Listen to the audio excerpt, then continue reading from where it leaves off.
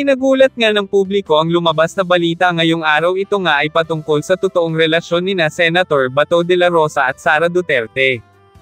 Ayon kasi sa ulat, inamin na umano ng ama ni Sara Duterte sa publiko ang totoong kaugnayan ni Bato de la Rosa kay Sara Duterte.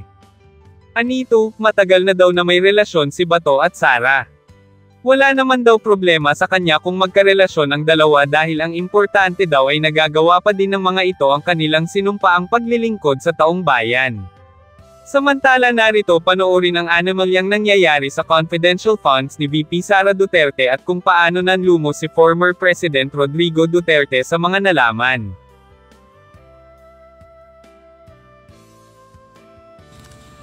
May I know who can answer me?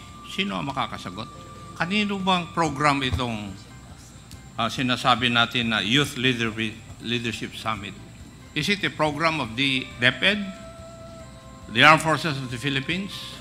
Kanino? Sino makapagsasabi sa akin? Major General Bajau? Bahaw, sir. Bahaw? May I be recognized, Mr. Chair? You are recognized. Your Honor, it's a Philippine Army-wide program, a 3-day activity po. It's an activity included in the budget of the Armed Forces of the Philippines. Tama? Yes, Your Honor. It's one of PPAs insofar as your budget is concerned. Yes, sir. So in other words, when you conduct these events, you do not need the help of other agencies or the funding of other agencies.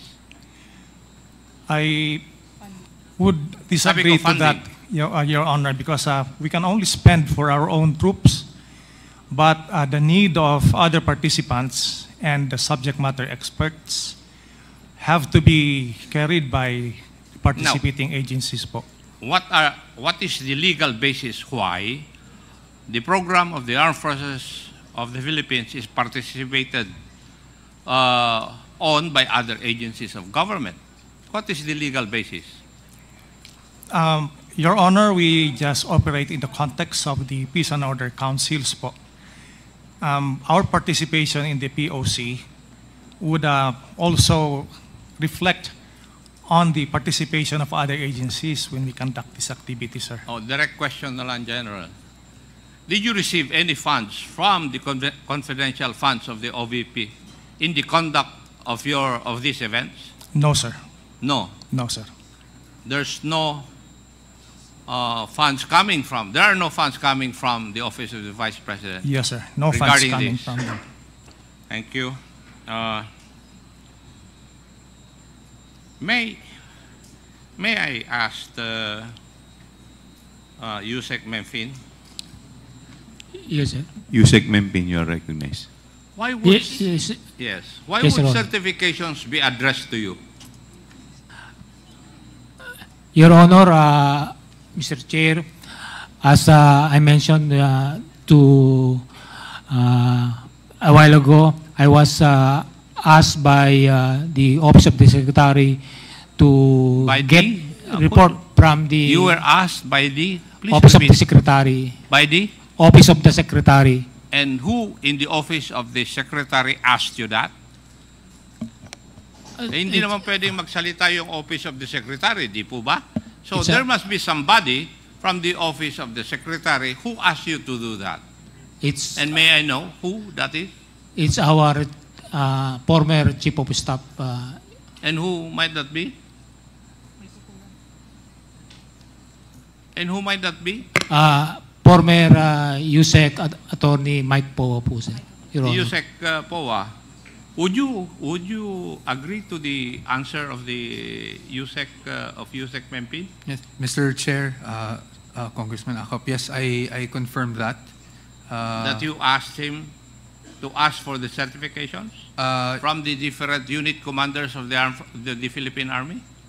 If I may explain, Your Honor, the Yes, answer is yes. mo muna yung tanong ko bago ka mag-explain. Yes Diba? po. Yes po. So, tama yung sagot sa akin ni Yusek Memphine. Yes po. Na kayo po ang humingi sa kanya na humingi siya ng certification doon sa mga units ng Philippine Army na nag-conduct ng YLS. Your Honor, if I may qualify, hindi po specifically on YLS. what I asked for was for any accomplishment. Kasi po yung ayon doon sa AOM na natanggap namin, pag nagbigay daw po ng rewards, you needed evidence of success of the information you received from the rewards. You received through the giving out of rewards. So because of this, I coordinated with Yusek Mempin to provide any proof of accomplishment para po doon sa rewards na na-disburse ng confidential funds. Thank you. And may I ask, you have been in the Army, Yusek Mempin, di ba? Yes, Your Honor, Mr. Chair. Ano po ang part ng programang wireless na may kasamang rewards? Could you please tell me which part of that program would require the giving or the awarding of rewards? Which part of the program would require the gathering of information? Kasi yun po yung purpose ng confidential fund ng DepEd. 4 po yun. Now, which part of this? Your Honor, Mr. Chair, for the conduct of YLF per se, there's no in that particular any areas of that for the rewards, giving of rewards, Your Honor, Mr. Chair. Basahin ko man ng ilang beses yung programa na yon, walang nagsasabi doon na pwedeng gamitin yung confidential fund ng isang agency. Would you agree with me? Yes, Your Honor, Mr. Chair. Yes. So, Yusek po, mali po yun.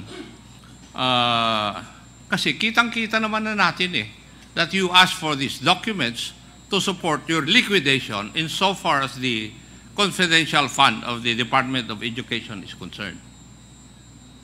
Kasi hindi naman kaya basically primordial na kasama doon po sa mga events na yun. And yet, you are submitting or you submitted to COA documents to support your liquidation of the confidential fund of the Department of Education. Wala Kahit na anong basa ko. Kasi, for your information, Yusek Powa, naging controller ako ng pulis kaya alam ko kung ano ang sinasabi nitong mga membro ng Philippine Army ngayon Alam ko rin na ginagamit nyo lang yun para i-justify yung expenditure nyo ng confidential fund ng Department of Education. Di ba? You just use that to justify your liquidation of the fund. Di po ba? Yes, Your Honor. Yes. If I may also just, if Your Honor would allow me, Mr. Chair. Sir Michael Powa, you are recognized. Basically, just to expound and just so I can inform the committee factually what happened. We received an AOM back in February asking for certain documents. One of which are the DEPs, which are the document evidence of payments. Another one would be for the, pag may rewards daw, kailangan daw po merong evidence of success.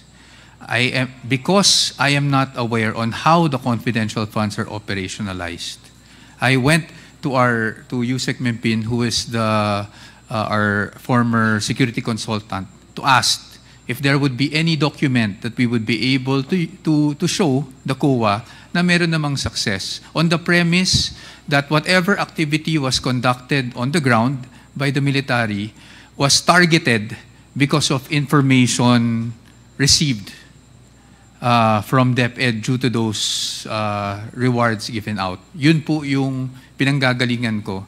And when I received the certifications, I submitted them as such in response lang po to the AOM. Mr. Chair, just a clarification. Yes, Congressman Abante, you're recognized. I heard him mention that he is not aware of the nature of the confidential fund. Is that right? Not the nature, if I may clarify, Mr. Chair, not the nature. I understand the nature of confidential funds, but on how it is actually operationalized or used on the ground. Under oath, I would like to state for the record that I'm really not aware. Hindi ko po nakita yung fund, hindi ko po alam kung paano siya ino-operationalize on the ground. Ang participation ko po ay naganap nung ako po ay OIC for finance kasi at that time, nung na-receive namin yung AOM. And we had to respond to the AOM. And so because we had to respond to the AOM, I had to get all the documentation that COA was asking for po through that AOM. So ibig sabihin po, hinihingi nyo lamang po itong mga documentation na to para lang ma-justify kung paano ginamit. Pero in actual, hindi talaga doon ginamit. Tama po ba? Parang gano'n ang pagkakaintindi ko eh. Parang hinihingi nyo lang po yung certification nung nilabasan na kayo ng AOM. Tama po. Tama po?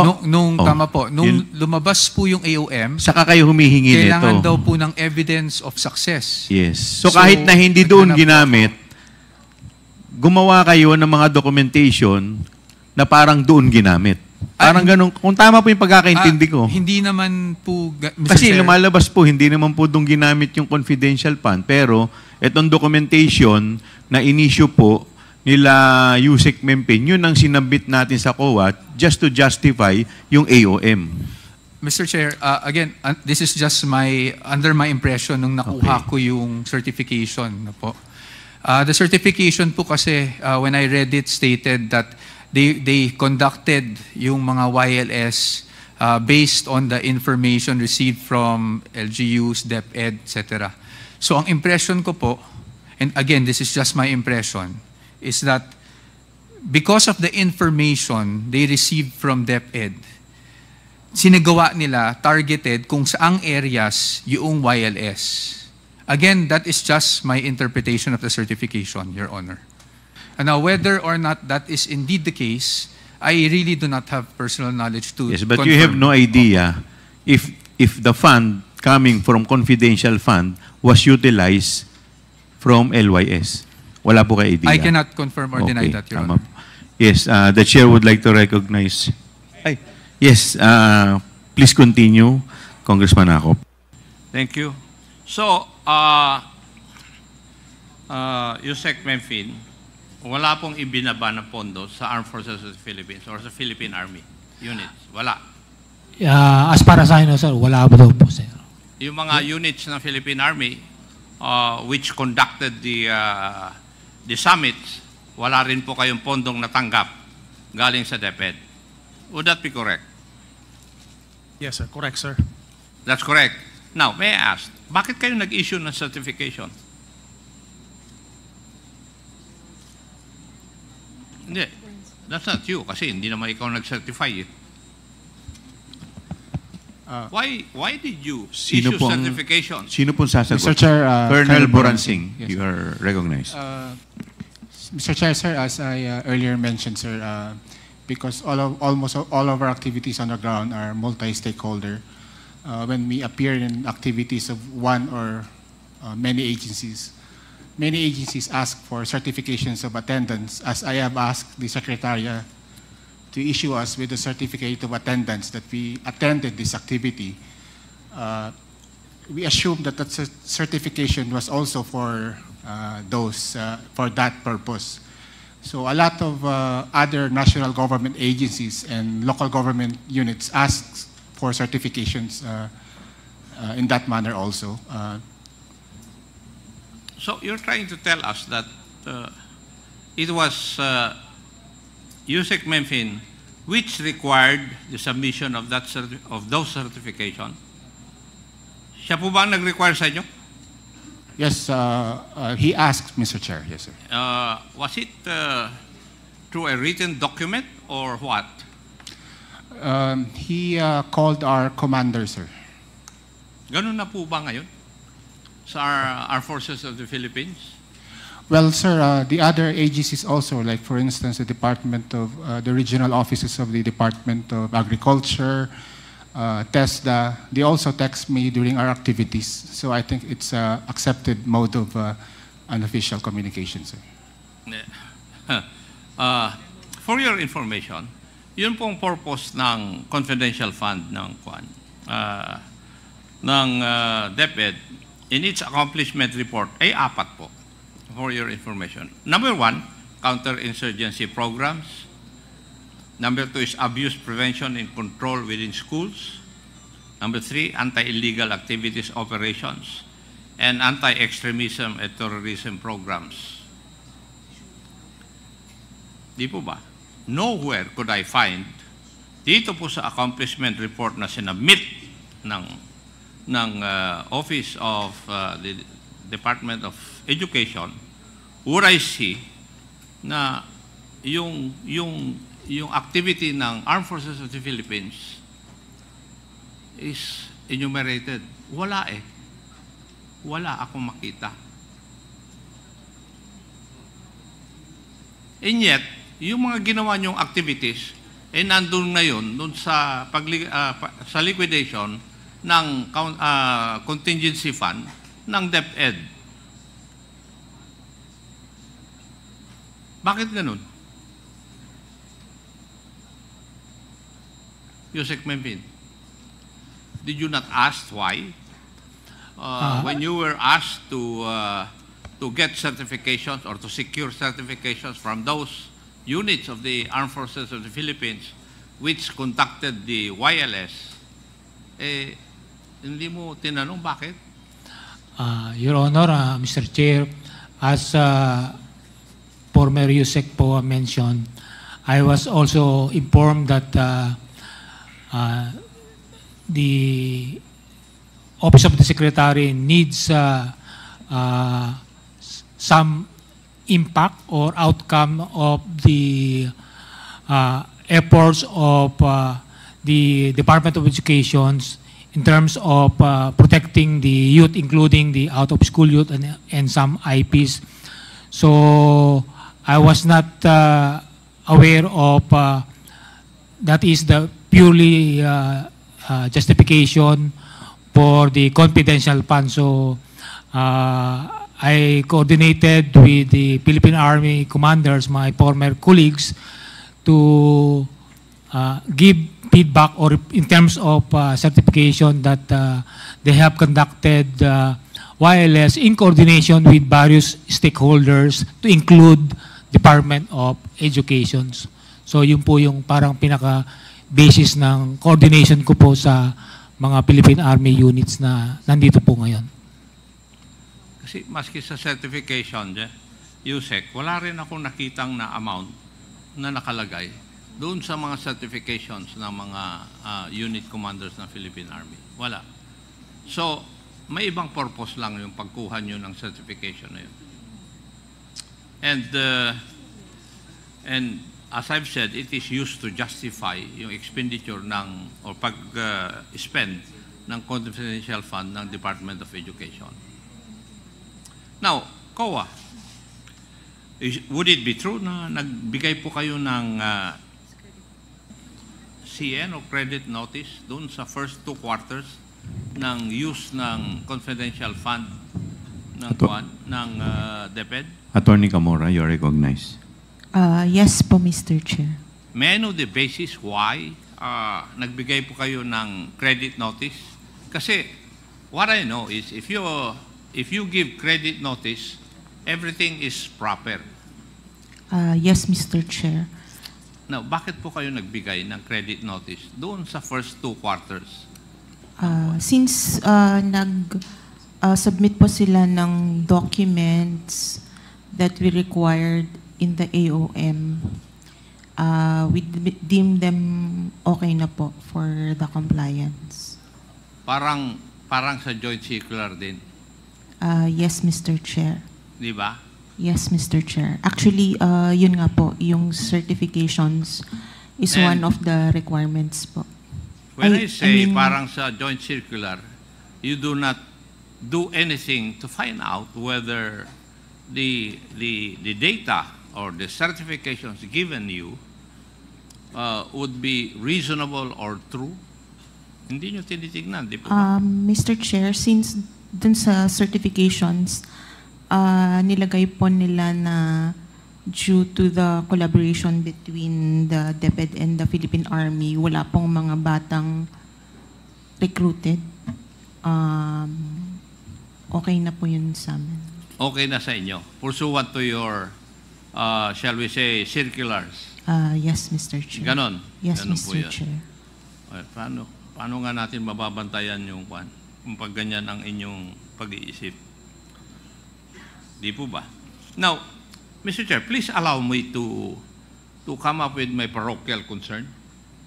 Because I heard a while ago that Yusek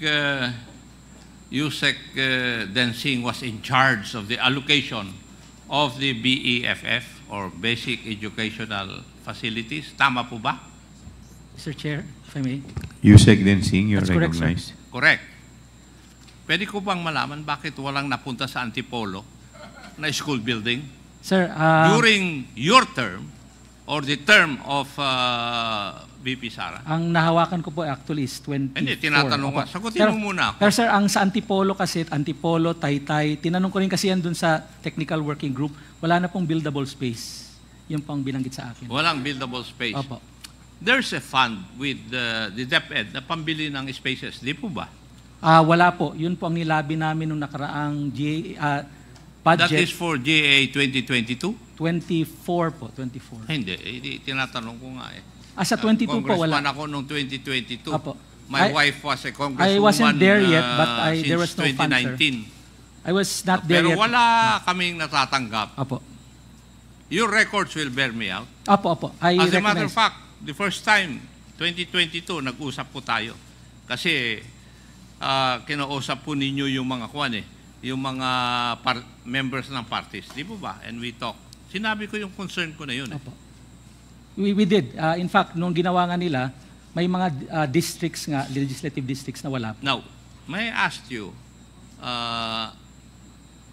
Yusek Densing, is that following the mandate of the Constitution that you are supposed to equitably distribute government resources? That's the part of the criteria that I mentioned to the National Technical Working Group. Tinatanong nga kita eh. Apo. When you do not allocate school buildings doon sa isang lugar, is that equitable distribution?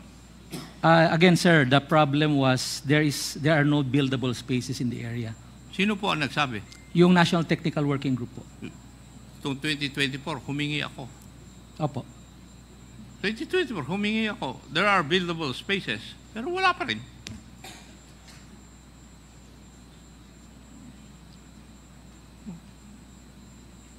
And you cannot explain that to me. Well, sir, I could not answer because the fund was really small at the time. Originally at 9.7 NEP. So what you're trying to tell me, Yusek, is that hindi po priority doon yung distrito ko po? No, sir. Priority po inyo dahil mataas po ang shortage sa Antipolo. Kasi meron pa kami 3 shifts eh. Opo. Kaya po priority kayo, Taytay. Pero wala pa rin kami. Kung priority kami sa mata ninyo, bakit hindi kami nabibigyan? Baka tama yung sinasabi ni Johnny Pimentel. Hindi po tama yan. No. Hindi po tama yan. Thank you, Mr. Chair. Thank you. The Chair would like to recognize the Honorable Jonathan Kate Flores. Thank you, Mr. Chair. Yusek Mempin. Yes, Your Honor. Mr. Sir, Chair. is there any other person, is there any other Yusek who has been given the same designation to oversee the YLS programs? O ikaw lang, from DepEd? Actually, I was not the one in charge of the wireless. I was just tasked to coordinate with the Philippine Army with regards to the report of their conduct of wireless. But in Department of Education, the Operations Strand is the one who has the mandate of under po sa kanya yung program ng wireless, but hindi po sa administration. So are you saying na as far as these certifications are concerned, ang only parang role mo or designation mo was to collect them? Yes po, yung To collect them? To coordinate po. To coordinate with them? Yes. Okay. And the Yes, collection was for the purpose of liquidating the expenses, or hindi mo alam for what purpose? I was not exactly aware, but I'm made aware of they need some to see the impact of the collaborations of the Department of Education with the Philippine Army and other stakeholders that resulted through the wireless, that resulted to the prevention of recruitment through violent extremism and other sir, threats po, sir. You said impact, no? Impact of the wireless conducted by the AFP? Ang ibig mo sabihin? Yes, sir, which is the prevention of recruitment. Yes. So what then is the role of DepEd when it was a purely AFP event? Because if not all, majority of the participants are also Students. coming from the Yes, schools. but other than them being students, it's as if DepEd is claiming an activity that was not theirs in the first place. Tama po ba? Yes, sir, with just purpose of coordination. What coordination? You just ask for the certifications. What coordination are you talking about? Tapos na yung activity eh. You just ask for a certification. What coordination are you talking about, Yusek Mempin? Coordination for the certification because... For the certification, but okay. not for the activity itself. Tama ba? Yes, sir, because... Yes, that my but then you are claiming that the impact was because of the DepEd activities. You're asking for certifications, claiming that this was the impact of the activities of DepEd by spending their confidential funds on this and that, etc., etc.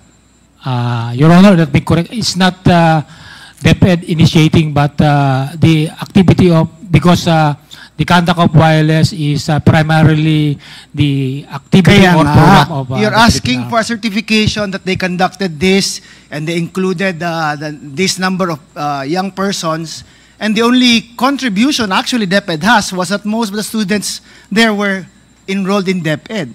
But actually, wala kayong actual participation in the wireless. Tama po ba? That's correct, right? That's correct, Your Honor. And all you did was collect the certifications from the different units of the military that they conducted these activities and that they had this number of participants. Tama po ba? That's correct, Your Honor. Okay, now, Mr. Poa, who directed you to secure the certifications? Mr. Poa, you are recognized. Thank you, Mr. Chair. Sir, no one directed me. No one I was directed the you. one who coordinated. So, initiative mo lang na mag-secure ako ng certifications kasi may kailangan akong justify na expense. Tama po ba? Opo, but yes, sir, but not necessarily for YLS. Because if I may be very candid and honest, hindi naman po ako familiar sa YLS to begin so with. why did you ask Mempin to secure the certifications? Your Honor, because we needed to secure not certifications but evidence of success for any purchase of information gathered or rewards given in exchange for information. Okay, now what information was purchased in the conduct of the wireless by the AFP? Your Tell Honor, me. I honestly wouldn't know exactly. So why would you ask for certification like that? I asked Yusek Mempin, being our former security consultant and the Yes. one that has coordination with AFP, to see if due to the information given by DepEd, they were able to have targeted programs wherein we can respond to the AOM and show that there was in fact success in Now you just heard Yusek Mempin say that his only participation was in securing the certification. Yes, Your Honor. Now, why would you ask him for certifications? Ang sabi mo nga, that this is the impact of the rewards that you've been giving. This is the impact of the information that you have been rewarding. Di ba, what is the impact there? Tell me, Mr. Poa. In my impression, Your Honor, Mr. Chair, is that if the AFP were able to target, kumbaga, hold not just YLS but hold programs, targeted groups because of the information provided by DepEd, then that would show that it was successful. Okay, what information was provided by DepEd? And to whom was this information provided? Your Honor, I really, Yes. I am under oath. Yeah. Hindi ko talaga alam. O kaya nga, kung hindi anong mo alam, operation. hindi niya rin alam, yet you're just using these certifications to justify something. Your Honor, hindi mo, ito Hindi mo alam ano ang rewards, ano ang i-reward mo. Hindi alam ano ang information na binili ninyo, di ba? Yet you ask USEC Mempin to secure certifications. Si Mempin naman, secured certifications from activities conducted by the Philippine Army using their own funds. So saan dyan ang ano? Tell me, explain to me, Mr. Poa, where is the connection of the justification for this expense with the certifications issued by them and in relation to supposedly the rewards for the information that you gathered by using confidential funds? Yes, Your Honor. Mr. Chair, under my theory, Your Honor, if we were able, because may mga anti-insurgency, yun yung nakita ko sa accomplishment report, no? Anti-insurgency campaigns. Hindi po ba? So, anti-extremist campaigns. So, that's why I approached USEC Mempin and said, meron ba tayong makukuhaan ng any report or any certification, kasi yun ang nasa JMC, showing that because of the information that DepEd was probably able to give the AFP, na target nila kung sino yung mga susceptible to insurgency and were able to at least prevent them from being recruited. And in this case, ang nabigay po nila would be seminars. And that is why yun po ang sinubmit ko sa sa response namin sa AOM. Okay, no, parang for me, forgive me po, I understand. ang labo kasi na you saying na ito yung information that we gathered using this reward money, supposedly, and that in effect, the AFP conducted these seminars. Tama po ba? Yes, Your Honor. But from the testimonies that you've heard, walang connection whatsoever ang activities nila sa yung activities na sinasabi mo. Yes, Mr. Chair. Yes, Your Honor. Although at that time, hindi ko naman po alam na ganun yung sinasabi nila. No? Yet you're using the certifications to justify an expense of your office? Parang mali po ata yan, di ba? You just testified now na hindi mo nga alam anong connection nito whatsoever, yet you used these certifications issued by them to justify an expense with COA. Mr. Chair. Please continue. Respectfully, Your Honor.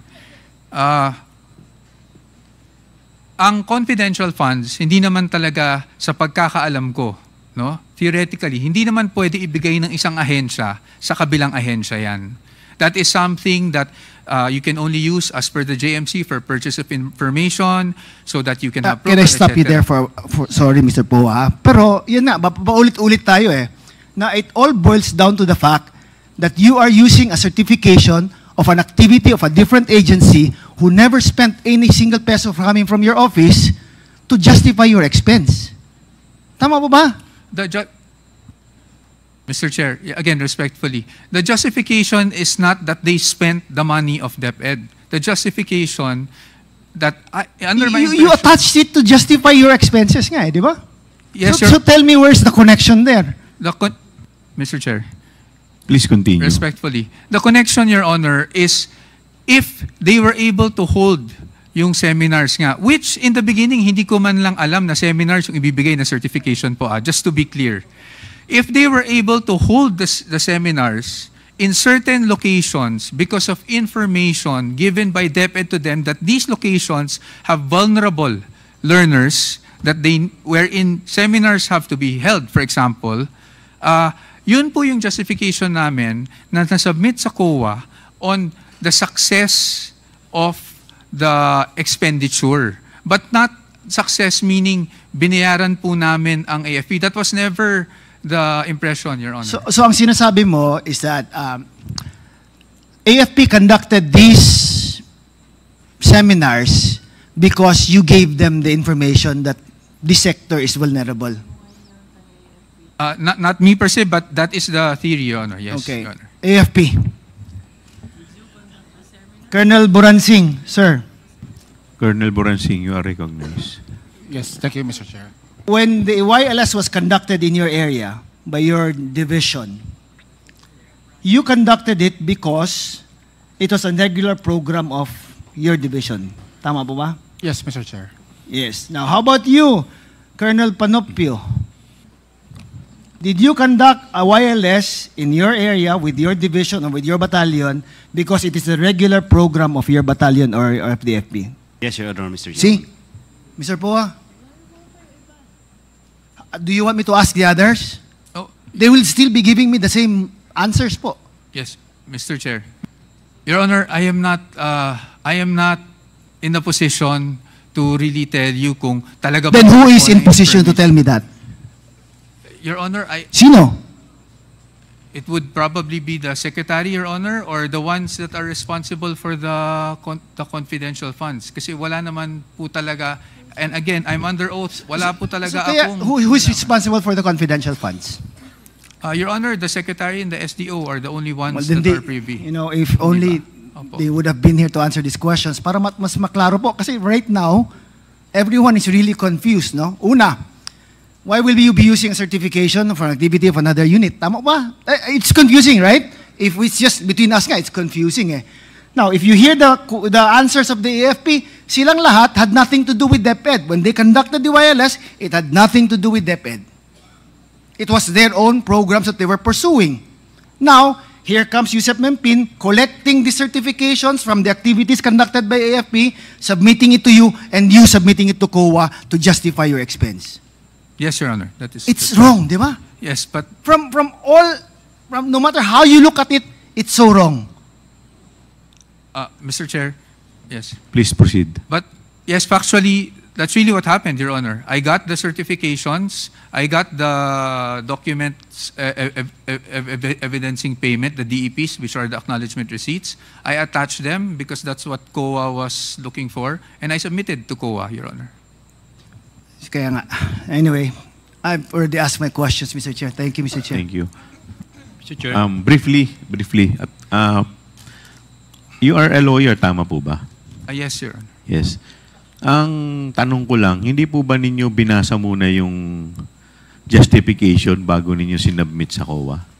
Kasi po, ang hinahanap po ninyong justification sa AOM is insurgency. Tama po ba? Opo. Tapos ang sinasubmit ninyo seminar. Hindi po ba medyo, siyempre tayo, abogado tayo eh, mabusisi tayo sa mga dokumento eh. Yes. So, hindi ba parang, well, ako, napapanood ko po kayo, napakagaling po ninyong sumagot, very articulate po kayo, very sharp po kayo as a lawyer, pero dito po parang hindi ako makapaniwala na nag-submit kayo ng isang dokumento na iba yung intention. So, yun lang po yung comment ko. Yes, Congressman, with the indulgence of Congressman Valeriano. Yes. With the indulgence, okay po ba na may tatanong lang daw po siya? Sige po, Mr. Sige po. Chair. Yes, Congressman Yes, thank you, Mr. Chairman. Thank you, Mr. Chairman. May tanong lang ako sa DepEd. Did DepEd coordinate with the Philippine Army during the entire year? Hindi po yata sila gumastos ng fourth quarter ng 2023. DepEd? Nag-coordinate po ba yung DepEd sa Philippine Army? Sino po sa DepEd ang po pwedeng Mr. sumagot? Poa? Ako, Your Yes, Honor. Attorney Poa. Ako, Your Honor, I wouldn't have any personal knowledge on coordination except I cannot tell you the date. I don't remember now, but there was at least a parang MOA sign, dapat MOA na fina-formulate ang operations team namin with the PNP during my time as Chief of Staff. Pero hindi na-conclude yun while I was still there, Your Honor. May I know if Yusek Escobedo, who is the Undersecretary for Operations, may I know if babae ba ito? Rebsi. May I know if she is present? Wala po. Wala po. Well, I will just continue, Mr. Chairman. Yes, please continue. Maybe I will ask the commander if the program lasted up to the end of the year.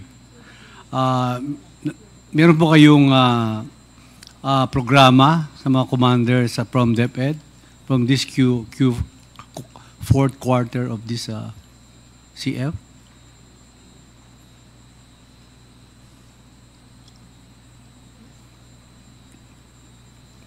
Sino pong sasagot? Sino sasagot? Sa commander po ng Philippine Army or Colonel Panopio? Sige po. Or Colonel Panopio? May again ask the question, Your Honor. Well, yung yung programa po ng Philippine Army at saka ng DepEd, meron po kayong MOA na sign. Ang alam ko po si Mr. Attorney Poa signed the response to the AOM po. Totoo ba ito, Mr. Poa? Yes po, na ako po yung nag-sign ng response to the AOM po. That's why kailangan po ang sagot regarding these certifications, Mr. Poa. Apo, yung certifications naman po, sir, if Yes, Mr. please Chair, proceed. the reason why at that time I thought that it was, at least yan kasi yung natanggap ko and I thought appropriate na rin to isubmit, is because based on the wording of the certifications, nakasulat naman po doon that these YLS seminars were conducted in coordination and from information gathered from DepEd amongst one of the agencies. So, since yun po yung certification at yung wording, at least at that time, I thought it was appropriate na po. Now, whether or not it is appropriate for COA or for this committee, at that time po, I just submitted what was available. Okay, thank you. So, yun po, is Commander, if the program lasted until the end of fourth quarter?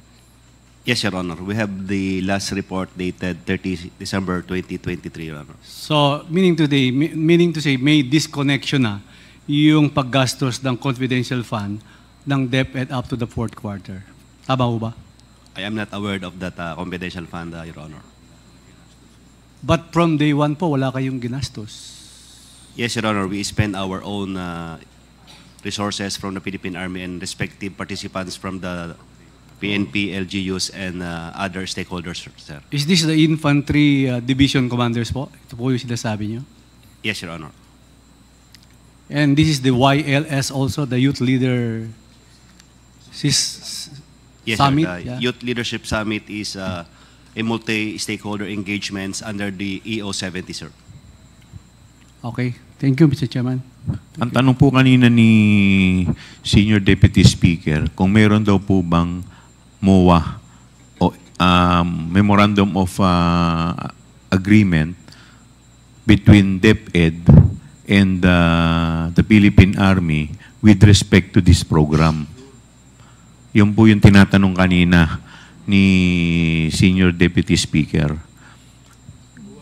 MOA. None that I'm aware of. Wala po may kayo. MOA. Okay. Wala po akong so kayo po, MOA. aware, meron po ba kayong ano? None that we are aware, Your Honor. So, okay. Mr. Chair. Yes, Just want to clarify. Congressman here, Abante. Yusek Mempin, Yes, why were you appointed as Undersecretary when you are in the armed forces? I was already retired by January. Yes, you're retired already, but why were you appointed? I was Being in the armed forces, why were you appointed? Are you an expert in education when you were in the armed forces? No, sir. Oh, why were you appointed? I was recruited by the former secretary and vice president, and I'm not aware of the reason why I was recruited, except maybe for the trust and confidence, Your Honor, Mr. Chair. Okay. Would you think that because the secretary has a confidential fund that it should be used with the agreement of the members of the armed forces? Pinag-uusapan kanina yung MOA, ano? Hindi ba dapat yung MOA yan ng agency, for example, dapat kung magmo-MOA ang Department of Education, dapat ang MOA niyan would be between the DepEd and DND. Am I right? That's correct, Your Honor, Mr. Meron ba? None that I'm aware of, Your Honor, Mr. Chair. So, ibig sabihin, hindi nyo ginawa ang dapat yung gawin. Your Honor, I was not the one in charge of wireless. I'm not referring if you're in charge. What I'm saying is this: that is between departments in the executive branch of government. The MOA should have been between the DepEd and the ND. The question is, why was not it done? Your Honor, Mr. Chair, as mentioned by Yusek Poa, our operation strand is on the process of the engagement with Department of National Defense with regard to wireless, but I think it's not yet been consummated. Or, yes, but there should be a MOA. Am I right? That's correct. And that was not done. Am I right? Yes, Your Honor. Therefore, it is improper. Am I right? It is improper. Am I right? Yes, Your Honor. Okay, thank you, Mr. Chair. Mr. Chair. Yes, SDS, Dong Gonzales. Yes, sir. Mr. Chairman, the point is useless because gumastos ang DepEd even from the first and to third quarter, but no impact on the YLS. Other military operation. Yun po yung point ko. Parang useless ang ginawa ng DepEd na hindi naman nag-serve yung purpose ng YLS division. Tama ho ba, Mr. Chair? Gumastos ang DepEd na walang kasaysayan sa paggastos nila sa CF from first, second, and third quarter. Actually, lumalabas, wala pong nilabas, wala pong ginastos dahil as we speak, lahat po ng mga ahensya, yung sa Army, wala po silang natanggap. And they spent their own money. So, meaning to say, justified pala not giving DepEd confidential funds in 2024. The same goes for 2025 then. Diba, Mr. Chairman? Tama po kayo. Thank you, Mr. Chairman. Yes, the Chair would like to recognize the next interpellator, the Honorable Congressman Rolando Valeriano. Thank you, Mr. Chair. Yung tanong ko po kung pwede kay Attorney Resty Osias. Tama po ba, Osias? Yes, sir. Good afternoon po. Osias, you are recognized. Mr. Chair. Thank you po. This is in regards to Yusek Gloria Mercado regarding po do sa statement niya last hearing. According to her, nag-lunch kayo sometimes in October 2023 sa Linden Suites. Do you confirm that? Good afternoon again, Mr. Chair. Yes, sir. I confirm that. There was an activity. I think it was a training on procurement. And I'm just not quite sure about the date, but there was such an activity. October. And October, sir. October, yes. Apat yata kayo. The two is in DepEd consultant, tama po? Initially, sir, we were not just four. We were a group, including our staff. And then, but we were in one long table. And yes, with two others, me, Yusek Law, and some other staff, sir. And during that meeting, according to Yusek Gloria Mercado, nung last hearing po, nilapitan daw siya ni Asik Munsayak at nagsabing mag-usap-usap na lang kayo tungkol sa bidding para sa DepEd Computerization Program for 2022. According to her, that statement was made to her in your presence. Totoo po ba to? I recall in that meeting that then ASEC Reynolds Munsaya. Please answer. Yes, sorry. Please be responsive to the question. Yes, yes. Yes, sir. Yes, sir. Yes, sir. So, totoo po. Sa pagkakaalala niyo po, anong sinabi talaga, yung talagang salita ni ASEC Munsaya? Ano po ang naintindihan niyo ron? ASEC, we were discussing, I think it was about the utilization of the funds for the procurement, sir. And it was a discussion like there was something like there is a need to be able to utilize the funds immediately. And there was some kind of a remark that, you know, something like, maybe pwede naman na lang pag-usapan ng kung paano maayos, basta importante, ma-utilize yung fund because the fund for the procurement was about to lapse in December of 2023. I understand this fund was 2022, sir. By the way, sir, just for purposes of background, no, I was quite new in the department. I just joined the department sometime in January of that year. Bago lang po kayo lang. Yes, sir. At that time, you were already familiar with Mr. Monsayak. Kilala niyo na po siya as Assistant Secretary? If I recall it right, I was former HR director, sir. Yeah. So, if I recall it right, ASEC Monsayak was the appointment of ASEC Monsayak was, I think, October 1st of 2023. So, he was presented as one of the new officers of the DepEd, I think in that flag ceremony of that week. So that was the first time I saw him. And I think the very first interaction with him was on that lunch. Nung marinig niyo po yung statement niya ni ASEC Monsayak, what is your reaction? Well, I was a bit surprised, but at the same time, I was also amused, sir, because as a lawyer, I thought it was just a joke, no? The offhand remark on something like talking about it.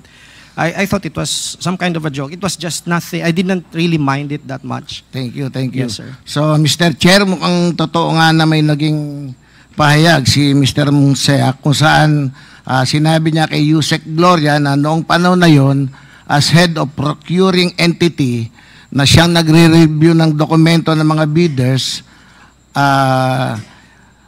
pinagsabihan niya nga na ituloy na lang. At kung saan hindi tinanggap ni Yusek Gloria yung mungkahi na yon at dapat masunod yung tamang proseso. Nakakapagtaka lang, Mr. Chair, na si ASEC ay head ng procurement at malapit na kaibigan ni BP Duterte, na siya pang nagpahayag o nagpahiwatig sa isang head ng procuring entity at pati na rin sa harap ng isang back chairperson. Mr. Oseas, noong huling hearing, sinabi din po ni Yusek Mercado na kayo'y isang director sa DepEd. Totoo po ba ito? Yes, sir. I was the former, at that time, I was the direct report of Yusek Glo. I was under her strand as the director of HR. Kailan po kayo na-appoint? I was appointed January 12, I think, and then, but I reported January 17 of 2023, Your Honor. 2023? Yes, sir. Yeah. Ano po yung posisyon niyo talaga? Director 4 ho. Hanggang ilang director po pa daw? Director 6, 7? Hindi ho. Ang pinaka-highest po na director is Director 4 ho. Sa Director 4? Yes, sir. Ano po yung responsibility ng Director 4? Depende ho sa assignment, Mr. Chair, Your Honor. Kayo po, Mr. Oseas. Ano po? Yes, sir. My responsibility is primarily on HR, Human Resource and Organizational Development. So, kami po yung in charge ng mga programs natin with respect to teachers, and then the non-teaching personnel, and then yung kami rin po ang in charge doon sa organizational effectiveness and the benefits that we can probably give our teachers through our offices. Aside from that position, meron pa ho ba kayong ibang hinawakan sa DepEd? Well, sometime November of 2023, sir, I was designated as the chair of the BAC 6. No? BAC 6 is the Early Procurement Activity designated BAC. BAC? Yes, sir. Bids and Awards Committee. Sige. Na-mention nyo po na BAC member noong panahon na yon. Sino po ang BAC chair at that time? Sir, noong November, BAC chair ho ako. Naging BAC chair ho ako ng BAC 6. Ng BAC 6 ho. Yung BAC 6. But, yun ho. Sige po. Hindi ba po pagka ganyang malaking government agency, especially yung DepEd, sometimes maraming mga box assigned for the procurement of particular category. in the back that you specifically belong, ano pong mga bagay yung procurement ang kailangang dumaan sa inyo? Particular. Yes, sir. As far as I recall, ang dumaan sa akin ho ay laptops. Laptop? Yes, sir. Laptops for teaching, non-teaching, and yung DCP project ho. So, kabilang po dito yung procurement relating to DepEd Computerization Program. Yes, Tama sir. po? Yes, sir. Yes, sir. 2024 ang original ko ho.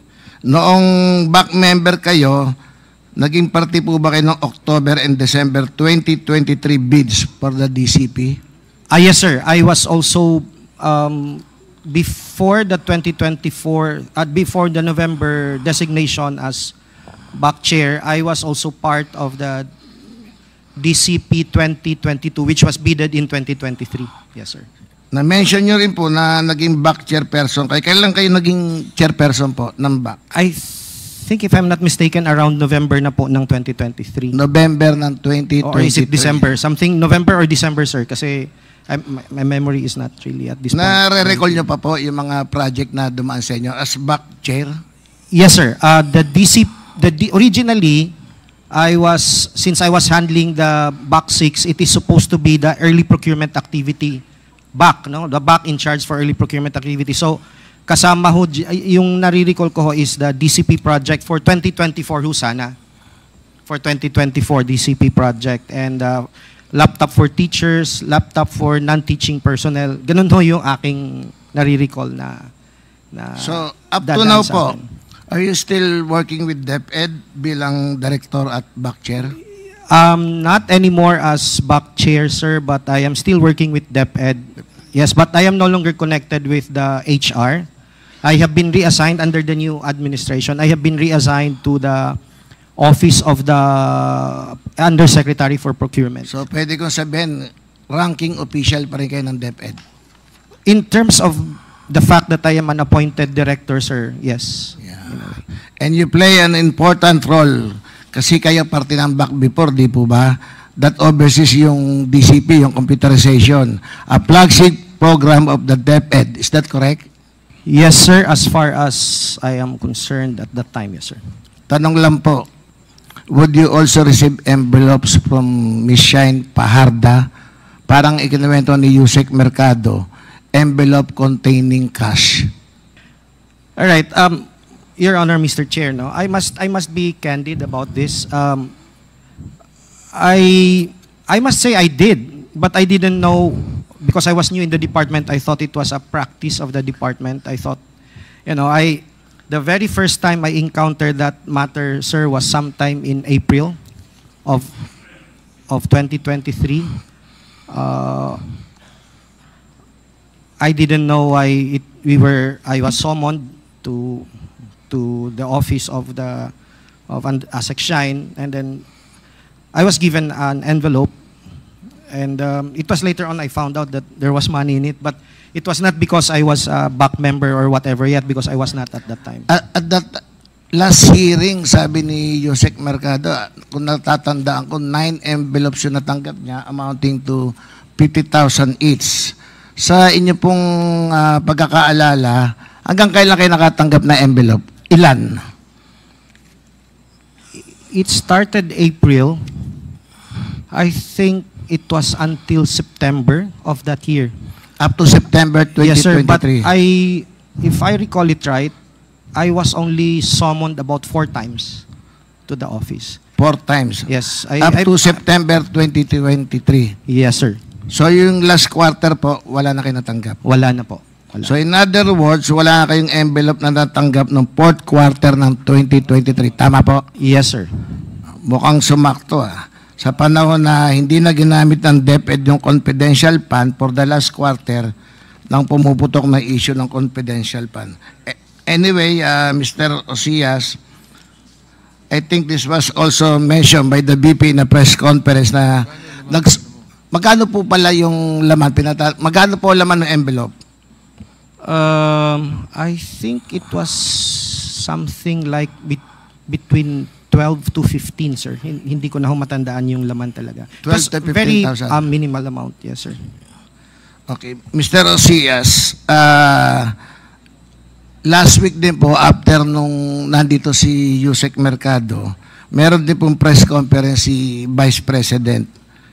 According to the Vice President, nag-solicit daw po si Yusek Gloria from private companies using the name of the VP, which is supposedly the reason why she was let go. Kaya siya tinanggal. So, based po sa dokumento na inilabas, ito ay patungkol sa programang DepEd Guro. Are you familiar with that project? Yes, sir. I am familiar with the DepEd Guru project because I am supposed to be the project owner of that program, sir. Mr. Chair, can you explain to us briefly what this project is about? Early on, when I joined the department, about maybe a few weeks after I joined the department, and as normally done by former Yusek Glo, no, she would come up with a list of things for us to do. And I recall that there were tasks given to us. I think it was after she went on a birthday trip. By whom? There were about, I'm sorry, sir. There were about 40 tasks that had to be accomplished by our strand, the HR and OD strand, including the other components of that strand, sir. So the HR strand or the HR OD strand and NAYAP and TEX, we had about 40 tasks. Out of the 40, there were about 27 that pertains to my bureau. So for HR and OD. And I recall that one of the priorities that we were informed, no, by Yusek Law, one of the priorities that we need to deliver as a strand is some kind of a chatbot wherein the secretary can connect directly with our teachers. Meaning that the idea was for her to be able to, for the teachers to be able to connect with her directly so that she can immediately respond to this with the secretary. Yes, sir. And there were 3 assigned to me, and the other 2 were a PDIS, we call it a PDIS, an information system on all the employees of the department. And the other one was a hiring process which will minimize the engagement of the human intervention. No? So the computations were all done by the system, something like that. So there were 3. So DepEd Guru was more on the aspect of that parang immediately makakausap ni VP yung mga teachers so they can immediately raise to her the concern. Kasi the thing there, sir, is if you use the idea there is if you use the current social media processes like Messenger, etc. No, there are about, at that time there were about 888,000 plus teachers. So just imagine if a teacher comes up with a concern, and there were so many of them, matatabunan lang ho yung kanyang concern, and there is no possibility for example, the VP to be able to answer the concern. So there has to be some kind of a different approach to it, some kind of technological approach wherein it will ensure that the VP is able to answer all these concerns because there are really many of our teachers. Thank you. So the DepEd Guru, sir, is for that purpose. According to Yusek Mercado din po, at that time, nangailangan din kayo ng external partners para sa project na to. Tama po? Yes. Actually, as far as I recall, there was an activity wherein our strands were asked, what are your projects? What are your concerns? And we were supposed to, there is an office in DepEd that is supposed to be in charge of coordinating us, the strands, or whatever the concerns of the strands with an external partner, and they're the ones who actually are supposed to help us. So merong office na in charge para sa pagpili ng external partners, tama po? Yes, sir. So sinasabi niyo ba walang direktang pagpili sa mga external partner? I mean, you and Yusek Mercado, hindi kayo yung namili na external partners. Tama ba? Yes, sir. I for one, am not involved in the process. I just sit there when we make a presentation on what is that guru all about. I'm just part of the so people with that, who sit Mr. there. Chair, sino ang pumipili o nag-entertain ng mga external partners para sa mga ganyang partners, especially yung DepEd guru? There is an office. I think it's the External Partnership Services. External Partnership Service or Services. Services. I think that's the office, or is it the ICO? It's either of the two, sir. So parang isang department sa DepEd yun? Yes, sir. Yes, And sir. it is not under Yusek Mercado? No. It's a different office. So sir. malayo. Sa pagkakaalam po ninyo, ano yung mga kailangang programang ito mula sa external partners? Why you need that external partners? Ano yung kailangan nyo sa kanila? Well, from what I understood at that time, the need for the technological thing that the VP wanted to have, we cannot do it on our own because there is no budget for it. So we need external partners to help us make it turn it into fruition, or to make it to accomplish that program, sir. So I think that is the answer to that. When you say external partner, kailangan nyo, hindi pera ang sinulisit nyo sa external partner, or pera yun?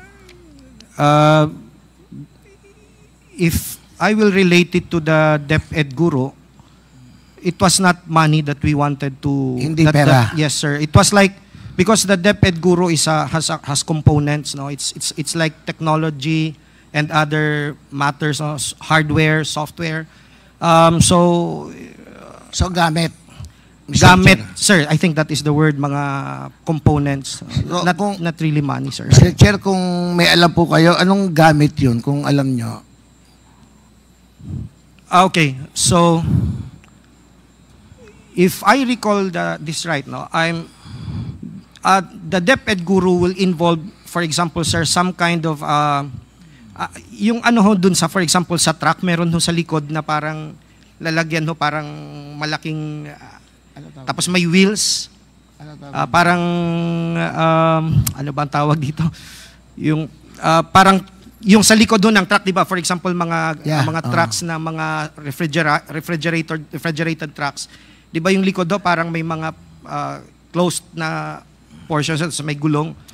For example, yan no is one, kasi the design is nandun sa loob nun yung mga gadgets na ilalagay, because the intention was to have 3 of these kinds of equipment in Luzon, Visayas, and Mindanao.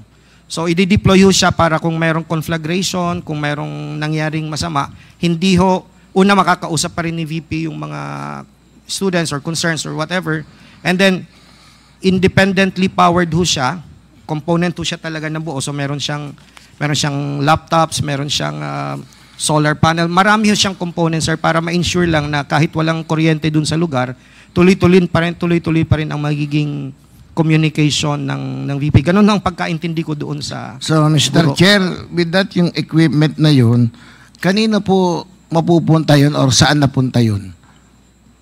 Hindi ho natuloy yung project, sir. So, hindi natuloy? Hindi natuloy ho. So, walang nakuha na personal na pera o gamit, equipment si Yusek Mercado sa paghanap niya ng external partner para sa DepEd Guru program? Negative? I can only speak up to the extent that I interact with USEC law, like for example in the office. If that is the basis of that, the premise, Your Honor, I don't think there was any.